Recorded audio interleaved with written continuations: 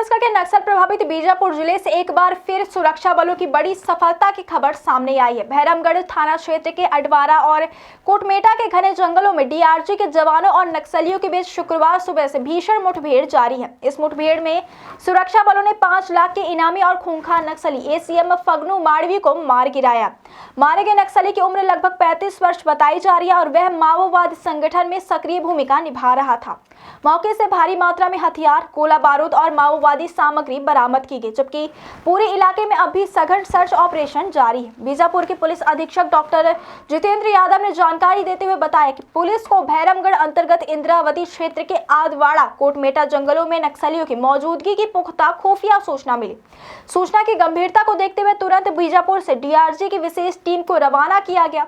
शुक्रवार को 19 दिसंबर की सुबह करीब 6 बजे जब जवान जंगलों में सर्च ऑपरेशन चला रहे थे, तभी घात लगाए बैठे नक्सलियों ने सुरक्षा बलों पर अचानक फायरिंग शुरू कर दी। जवानों ने मोर्चा संभालते हुए मुंहतोड़ जवाब दिया, जिसके बाद दोनों ओर से भारी गोलाबारी होने लगी। काफी देर तक चली इस मुठभेड़ के बाद जब जवानों ने इलाके की तलाशी ली तो मौके से एक नक्सली का शव बरामद हुआ। बाद में उसकी पहचान एसीएम फगनू माड़वी के रूप में की गई, जो माओवादी संगठन का एक सक्रिय सदस्य था और उस पर शासन द्वारा 5 लाख रुपए का इनाम घोषित था। अधिकारियों के मुताबिक फगनू माड़वी क्षेत्र में नक्सली गतिविधियों को संचालित करने में अहम भूमिका निभा रहा था और सुरक्षा बलों के लिए लंबे समय से वांछित था।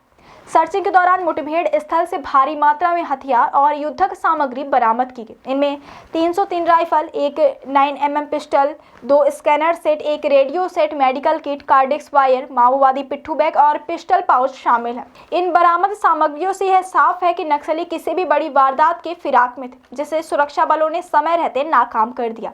बीजापुर के अडवारा जंगलों में हुई यह मुठभेड़ पिछले 24 घंटे के भीतर सुरक्षा बलों की दूसरी बड़ी सफलता मानी जा रही है। इससे एक दिन पहले गुरुवार को सुकमा जिले के गोलापल्ली इलाके में हुई मुठभेड़ में भी जवानों ने 3 नक्सलियों को मार गिराया था।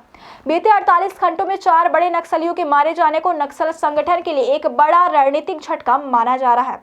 घटना को लेकर बस्तर रेंज के आईजी सुंदरराज पट्टलिंगम ने कहा कि वर्ष 2025 माओवाद के खात्मे का साल साबित हो रहा है।